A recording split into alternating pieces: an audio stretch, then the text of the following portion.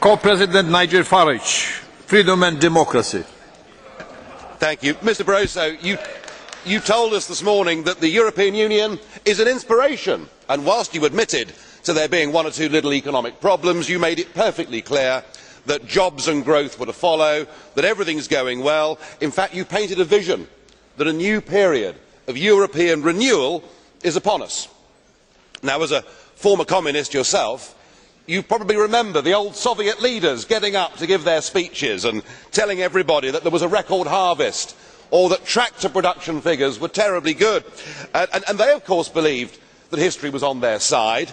In fact, President Khrushchev got up and said to the West, "We will bury you." You know, so much did he believe in his own union. Well, now, of course, we look back at that and we laugh. And I think in our tomorrows, people will look back at you and they will say, how on earth did this unelected man get all of this power? And how did Europe's political class, sitting in this room, decide that the community method should replace national democracy? I think people will look back in astonishment that we have surrendered democracy. But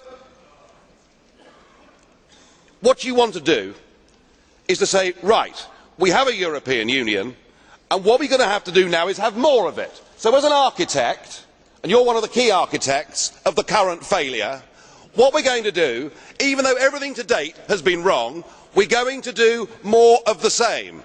Now, I thought that was a definition of madness. I cannot believe that is a rational response to any situation in which you find yourself. And far from it being a State of the Union, I would argue that the Union is in a state. Because just look at the confusion. We have got you as the President of the European Commission, we have got a President of the European Parliament, we have got my old friend Herman Van Rompuy, who is the permanent President of the European Council, we have got the Poles, they are now presidents temporarily of the European Council, we have got presidents all round this room. Goodness me, even I am a president. I mean, I am not sure what the collective noun for presidents is. Perhaps an incompetence, I do not know. But certainly when you take away democratic accountability, it is clear nobody really is in charge.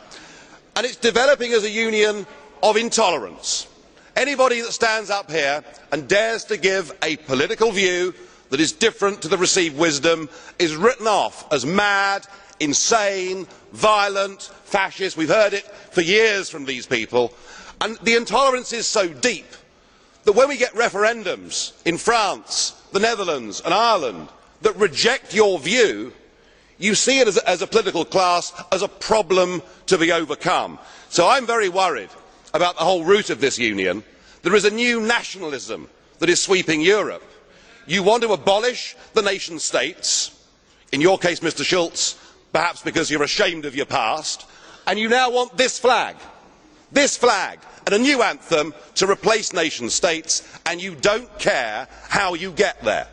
If you have to crush national democracy, if you have to oppose popular referendums, you just sweep this aside and say that it is populism. Well, it is not, it is democracy.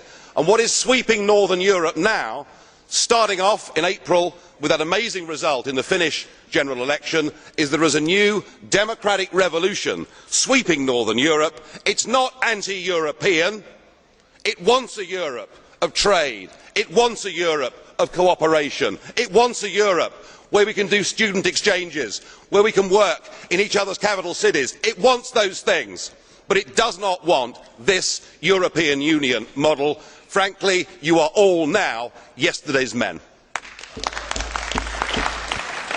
Thank you very much, Mr. President Farage. I have a big number of blue cards to you, but I will give you only one possibility to answer. Colleague Duff, blue card question one. President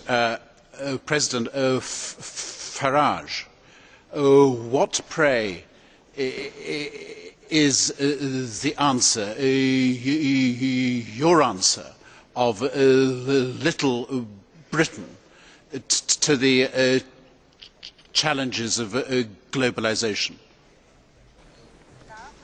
Well, this point is often made, that a country like Britain is only 62 million people, and aren't we better off being part of a big European club so that we can have more of a voice on the world stage? Funny that, isn't it? Here's Britain, the world's 5th largest trading nation, who are now prohibited from going in to World Trade Organisation talks, because all of that is done on our behalf by an unelected European Commissioner. And the answer actually, Mr Duff, is that an independent Britain that trades and cooperates with her European neighbours in an age of globalisation would be able to forge her own trade relationships across the world, and it would make sense for a country like ours to start off with the English speaking world, who share common law, our own kith and kin in the Commonwealth, who we turned our backs on so shamefully. Thank you. The next speaker